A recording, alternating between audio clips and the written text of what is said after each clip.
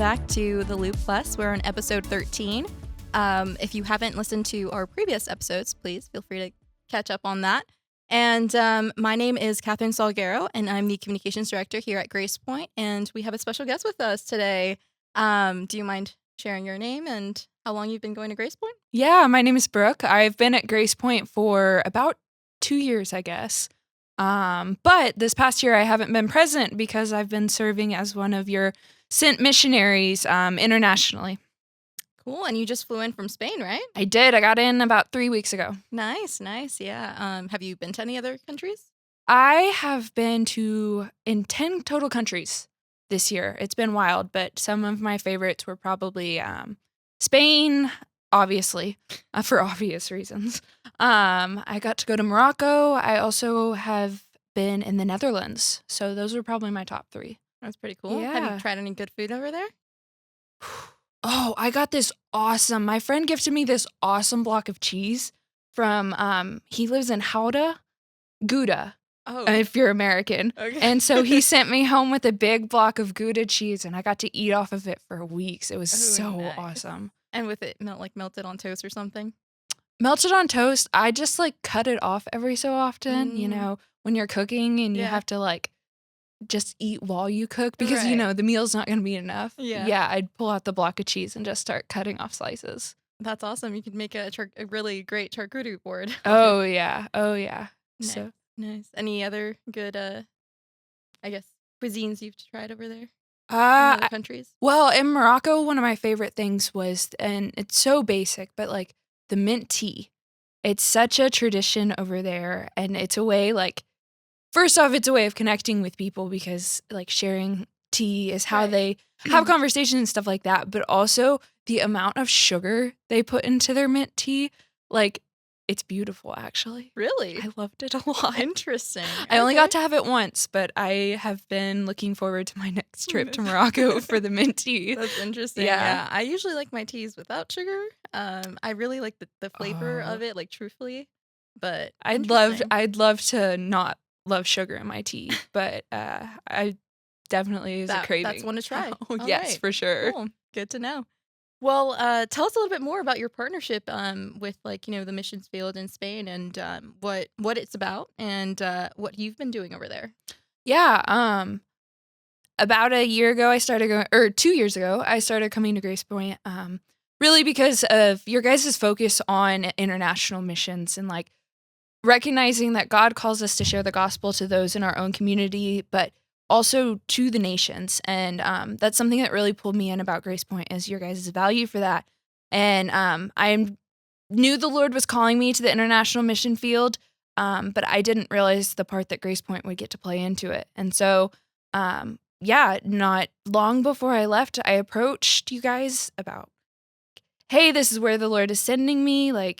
I would love to talk about how you guys can support me. And I've just been overwhelmed with the amount, the generosity when it comes to finances, as well as the support from your church members and the way that you're intentionally praying for me. The young adults group, I love getting the text messages from you guys saying hey, we prayed for you today at our Bible study. And they're just, people have been so intentional about maintaining those relationships. And it's something that I think gets looked over, but it's so important and encouraging as being someone in another country. And so I've been working with this group for about 10 months now. We have a focus on North Africa. We have a focus on the countries as well as North Africans in Spain. It's actually really common that refugees come to the south of Spain from those countries, and we kind of have a goal to share the gospel with them and speak truth into their lives so that they can then go and spread the gospel amongst their own nations. So it's been really cool to be a part of that and work. Now I do a lot of administrative work, like we were talking about earlier. But it's been that, as well as while I'm over there, it's such an international place. The Lord opened some doors that I didn't anticipate when I first left. And that's amongst expats in southern Spain. We get a lot of people from all over the world. And one part I've really gotten to play and has been such a blessing is pouring into international young adults that are in Malaga for a period of time, and then they go back to their home countries. And it's just been so cool to see how the Lord has, yeah, I've gotten to work alongside the Lord in this ministry to pour into these young people and then send them back to their home countries where they're sharing the gospel with their friends and just doing life and living out Confidence that they build through it too, yeah, right? and just living out that great commission without having to um, have the title of missionary. They're just doing it. And to play a part in that has been so encouraging. That's awesome. I mean, after all, like that's what we're called to do, right? To go out Exactly. in the nations and preach the gospel. And so that's amazing. And in regards to that, I guess like what are some like key learnings or takeaways that you've gotten both in the mission field aspect of it, but also like what the Lord's been teaching you through that? One thing I'm still working on, I'm not perfect. Gosh, I need so much work. But is patience and forgiveness. Mm. I work in an environment with I think 9 different cultures. My work team is, and so navigating those struggles and like communication and different stuff like that, like the Lord has really stretched me and grown me when it comes to patience and just forgiving people. I didn't realize how difficult that would be. Um, and I think I thought I'd be better at it than I am, unfortunately. And I would say that's one area the Lord has really been growing me and working in me. Yeah, and I'm not excited to continue to have to learn and grow in that area, but I know the Lord will continue to guide me in that for sure. He will do that, that's Yeah. for sure. And Yeah. in places and moments that you least expect it, right? Exactly. So The most inconvenient, but yeah, his perfect timing. for sure. I mean, he will mold us and shape us into what he wants us to become, and it's a beautiful process and a beautiful journey. But sometimes it can be tough. Yeah, for sure. Yeah, yeah, For sure. that's great. And are there like any, I guess, interesting or impactful stories that you may have from, um, being there so far? I mean, it's just an overarching general, but it's the confidence that the Lord called me there. And like, yeah, there's been some moments in this past year where I genuinely have wanted to just like give up, quit, and come back to the States. But it's so wild how every time that I got to that point where I was like, this is awful, I don't know what to do, like God would bring it would just like little touches of knowing like this is where you've called me, like through connections that I've made, the way he's guided my steps. I was in an environment or a point where I was like, God, I came over here to help people fundraise and support raise so that they can go and share the gospel and live a life in ministry and fully funded. And like, there's nothing here. There's no one here. I don't know what to do.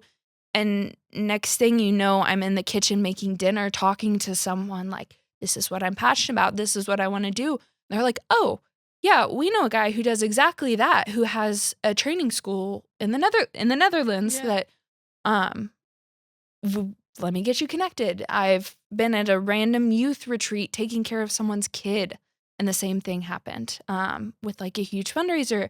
And just how every time I was like, okay, I'm not supposed to be here, the Lord just showed up and provided exactly what I needed and the connections. And He really has like guided my path when it comes to ministry this past year. That's amazing. That's amazing. We love those moments where he confirms that this is where we're meant to be. Mm, And at the end of the day, like he truly like qualifies the people that he calls to do the work of his kingdom, right? And so it's amazing to hear you speak on that and to see that. I mean, many people think, oh, well, people who are missionaries or go out, like that's what they know that they want to do, right? And that mm, they're ready to equipped and everything for it.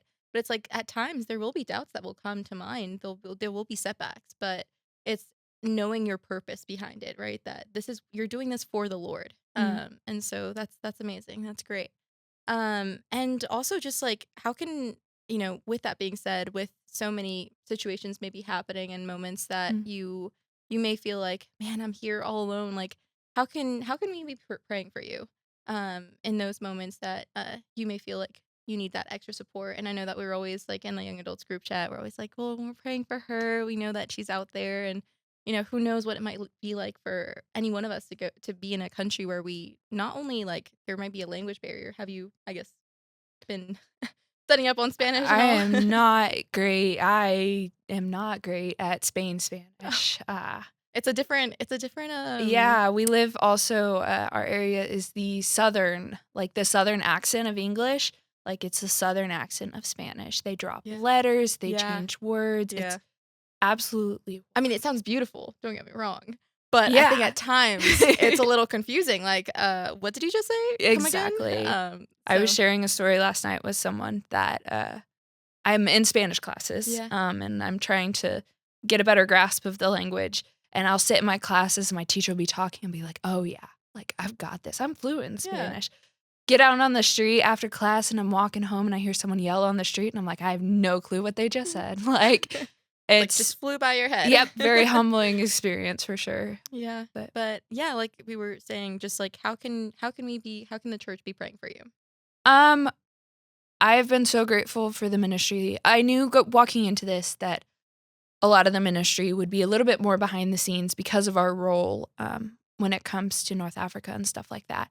But one of the biggest things the Lord has placed on my heart for this coming year is to have more hands-on encounters. Mm-hmm. So just prayers that the Lord has been opening doors and that he will continue to open doors to opportunities to do more hands-on work with people, whether that's believers and helping them support raise and stuff like that, or whether that's unbelievers and North Africans in Spain. But just praying that God would open those doors and that he would continue to lead and guide different encounters. Yeah, that would be it. That's awesome. Yeah, well, we'll be making sure to pray for Brooke, and we thank you for thank God, honestly, that you were willing, right? Your willingness of being obedient to what the Lord had called you to do, right? To go out there, and that, well, it was uncomfortable at first, I'm sure, right? But you went out and you started to let the Lord guide you in that, and that even in situations where it may have been hard, to persevere in doing all of that, but you've definitely allowed the Lord to work through you, and that's amazing. It's very encouraging for all of us. And so we just want to thank you, church, honestly, for your generosity in giving for missions and discipling opportunities that we have. And we'll just continue to be praying about how God would have you play a part in our Christmas offering, to help us provide opportunities like sending Brooke to Spain on mission, and just being able to expand the kingdom of God through preaching the gospel, preaching the good news, equipping people. That's our heart behind it all, right? And so we also have coming up in our Advent season, right? We're now on week 3, so make sure to continue reading off with your Advent guides as family and as individuals in your time of study. And also, we have Christmas Eve and our candlelight service coming up, December 24th. We have 2 services. We have one at 1:30 and one at 3 p.m. And so we would love to have you guys there. Bring a friend. The gospel will be shared. And so we definitely want to ensure that that time is meant for all of us to reflect upon the Christmas story, right? And but truly just not as head knowledge, but also in our hearts, and being that heart of gratitude, right, for the season. There is a reason for it. And Yes. so we just want to, at the end of it all, just any last few comments, words, No, encouragement? thank you, Grace Point. Thank you, just for your willingness to support and what the Lord is calling me to. And I am grateful and I'm excited to spend this Christmas season with you all. All right. Well, thanks for tuning in, and we'll see you next time.